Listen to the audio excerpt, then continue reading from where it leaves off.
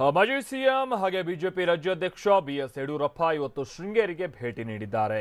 ಲೋಕಸಭಾ ಚುನಾವಣೆಗೂ ಮುನ್ನವೇ ಇದೇ ಮೊದಲ ಬಾರಿಗೆ ಶೃಂಗೇರಿಗೆ ಭೇಟಿ ನೀಡಿ ತಾಯಿ ಶಾರದೆಯ ಆಶೀರ್ವಾದವನ್ನ ಪಡೆದು ಜಗದ್ಗುರು ಶ್ರೀ ಭಾರತೀ ತೀರ್ಥ ಸ್ವಾಮೀಜಿಯ ಆಶೀರ್ವಾದವನ್ನ ಪಡೆದಿದ್ದಾರೆ. ಶಕ್ತಿ ಕೇಂದ್ರವಾಗಿರುವಂತಹ ಶೃಂಗೇರಿಗೆ ಮಾಜಿ ಪ್ರಧಾನಿ ಎಚ್.ಡಿ. ದೇವೇಗೌಡರು ಕಳೆದ ವಾರ ಭೇಟಿ ನೀಡಿದ ಬೆನ್ನಲ್ಲೇ ಇದೀಗ ಬಿಎಸ್ವೈ ಭೇಟಿ ನೀಡಿರೋದು ಸಹಜವಾಗಿ ಬಹಳಷ್ಟು ಕುತೂಹಲವನ್ನ ಮೂಡಿಸಿದೆ. ಇನ್ನು ಬಿಎಸ್ವೈ ಜೊತೆ ಚಿಕ್ಕಮಗಳೂರು, ಉಡುಪಿ ಹಾಲಿ ಸಂಸದೆ ಶೋಭಾ ಕರಂದ್ಲಾಜೆ ಸಹ ಭೇಟಿ ನೀಡಿದ್ದಾರೆ.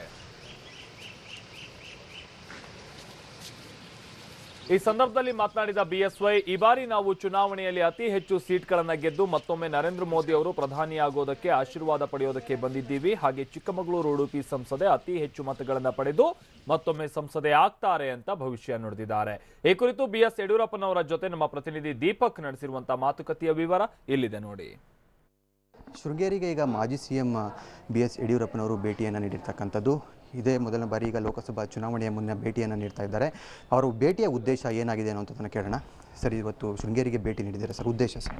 ಈಗ ತಾನೇ ಗುರುಗಳ ದರ್ಶನ ಪಡೆದು ಅವರ ಆಶೀರ್ವಾದ ಮಾಡಿ ತಾಯಿಯ ದರ್ಶನ ಪಡೆದು ಬರ್ತಾ ಇದ್ದೇನೆ.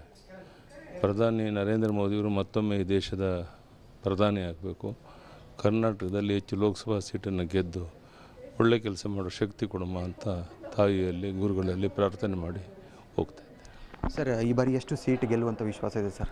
ನಾನು ಅವತ್ತಿಂದ ಹೇಳ್ತಾ ಇದ್ದೇನೆ, ನನ್ನ ಅದಮ್ಯವಾದ ವಿಶ್ವಾಸ ಇದೆ. ನಾವು 22 ಸೀಟ್ ಗೆಲ್ತೇವೆ ಅನ್ನೋಂಥ ವಿಶ್ವಾಸ ಇದೆ. ಆ ದಿಕ್ಕಿನಲ್ಲಿ ಎಲ್ಲ ಪ್ರಯತ್ನ ಆಗ್ತಾ ಇದೆ. 18ನೇ ತಾರೀಕು ಡೆಲ್ಲಿಗೆ ಹೋಗಿ ಬಂದು ಪಟ್ಟಿನೂ ಸಹ ಬಿಡುಗಡೆ ಮಾಡ್ತೇವೆ.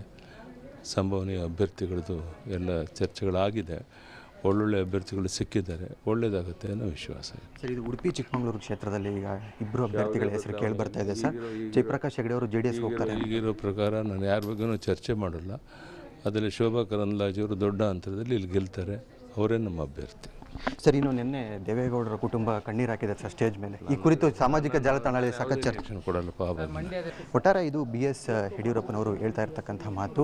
ಈಗ ತಾನೇ ಶೃಂಗೇರಿಗೆ ಭೇಟಿಯನ್ನು ನೀಡಿದ್ದಾರೆ. ಇದೊಂದು ಸಾಕಷ್ಟು ಶಕ್ತಿ ಕೇಂದ್ರ ಆಗಿದೆ. ಈ ಒಂದು ಭೇಟಿ ನೀಡಿರ್ತಕ್ಕಂಥದ್ದು ಬಹಳಷ್ಟು ಚರ್ಚೆಗೆ ಗ್ರಾಸವಾಗಿರ್ತಕ್ಕಂಥದ್ದು. ಅಷ್ಟೇ ಅಲ್ಲ, ಲೋಕಸಭಾ ಚುನಾವಣೆ ಶೃಂಗೇರಿ ಮತ್ತು ಇನ್ನು ಚಿಕ್ಕಮಗಳೂರು, ಉಡುಪಿ ಕ್ಷೇತ್ರದ ಅಭ್ಯರ್ಥಿ ಈಗ ಶೋಭಾ ಕರಂದ್ಲಾಜೆ ಅನ್ನುವಂಥದ್ದನ್ನು ಬಹಳಷ್ಟು ಸ್ಪಷ್ಟವಾಗಿ BS ಯಡಿಯೂರಪ್ಪನವರು ಹೇಳ್ತಾ ಇರ್ತಕ್ಕಂಥದ್ದು. ಕ್ಯಾಮ್ರಾ ಪರ್ಸನ್ ಹರೀಶ್ ಜೊತೆ ದೀಪಕ್, TV9 ಚಿಕ್ಕಮಗಳೂರು.